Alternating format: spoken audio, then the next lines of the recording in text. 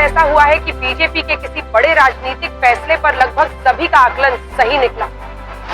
सम्राट चौधरी को बिहार के अगले मुख्यमंत्री बनाने के फैसले पर बीजेपी ने मुहर लगा दी है।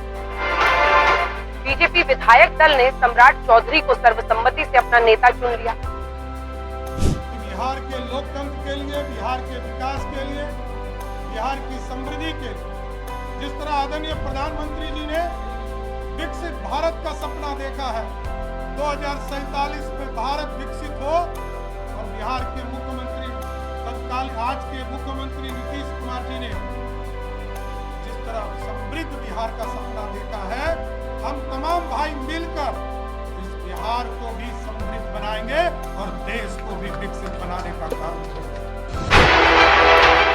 2025 के चुनाव में बीजेपी जेडीयू की सत्ता में वापसी के बाद ही सम्राट चौधरी पर सभी की निगाहें टिकी थी। वो न सिर्फ दोबारा उप मुख्यमंत्री बने, बल्कि गृह मंत्रालय सम्राट के हवाले हुआ था।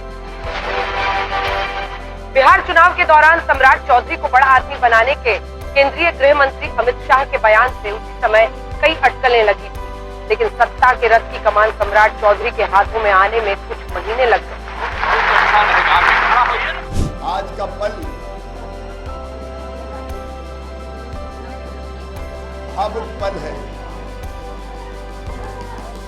आज के क्षण ऐतिहासिक है। सम्राट चौधरी जी को मैं बहुत बहुत बधाई देता हूँ।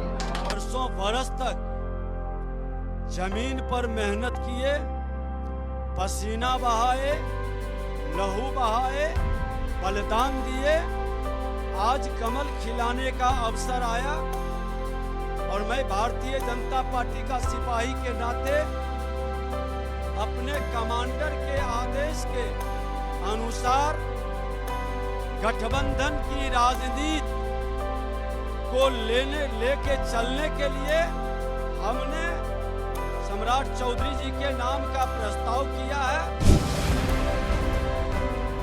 2005 से नीतीश कुमार के इर्द गिर्द ही बिहार की सत्ता चली।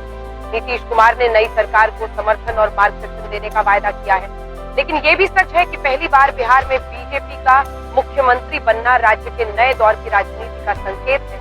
हालांकि बिहार के इस नए बदलाव पर जेडीयू मानो बीजेपी के साथ कदमताल करती नजर आती है। भले इस पर आरजेडी कुछ भी कहती रहे। ये भी जो सरकार रहेगी तो निश्चित रूप से जो उनका काम है उसी काम को आगे बढ़ाएगी। उन्होंने कहा भी है, कैबिनेट में अभी बता रहे थे कि उनका आशीर्वाद, उनका सहयोग इस सरकार को भी रहेगा और बिहार में रहेंगे। उनको दिल्ली गए हैं राज्यसभा में, किसी जब हाउस होगा तभी तो आपके साथी रहेंगे। ये तो मुख्यमंत्री बताएंगे कि दबाव में फैसला लिया गया, लेकिन बीजेपी जहां कहीं भी है और उनके साथ एलायंस जितनी पार्टियां हैं उसको किनारे करती है, उसको निगल कर खा जाती है। हमने पहले 5 साल पहले कहा था, 6 साल पहले, कि जदयू नाम की पार्टी बिहार में नहीं रहेगी, तो अब दिखाई दे रहा है कि वो नहीं रहेगी। कुशवाहा समाज से आने वाले सम्राट चौधरी कल मुख्यमंत्री पद की शपथ लेंगे। इसी के साथ पूरे देश में 16 राज्यों में बीजेपी का मुख्यमंत्री बन जाएगा। 5 अन्य राज्यों में बीजेपी के सहयोगी दलों के मुख्यमंत्री हैं। तो आइए सबसे पहले आपको दिखाते हैं कि भारत का जो नक्शा है वो आज अगर आप राज्यों के हिसाब से देखें तो कितने ऐसे राज्य हैं जिसमें भारतीय जनता पार्टी की सरकार है।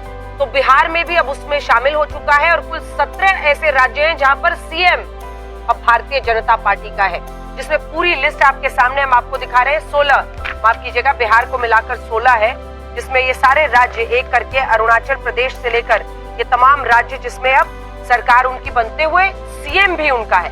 हालांकि हम गठबंधन की सरकारें जहां जहां पर है वो भी आपको दिखाएंगे, लेकिन जो तमाम राज्य जहां पर सरकार है, अरुणाचल प्रदेश, असम, बिहार, छत्तीसगढ़, दिल्ली, गोवा, गुजरात, हरियाणा, मध्य प्रदेश, महाराष्ट्र, मणिपुर, उड़ीसा, राजस्थान, त्रिपुरा, उत्तर प्रदेश, उत्तराखंड। अब जो सेकेंड लाइन ऑफ स्टेट्स है, मतलब आप समझिए बीजेपी सहयोगी दल के तौर पर वहां पर है और वो सरकार में शामिल होती है। तो आंध्र प्रदेश है, मेघालय है, नागालैंड है, पुडुचेरी है।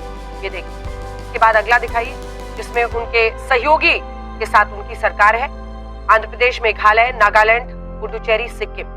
और फिर कांग्रेस अब बच गई है 3 राज्यों में, हिमाचल प्रदेश, कर्नाटक, तेलंगाना।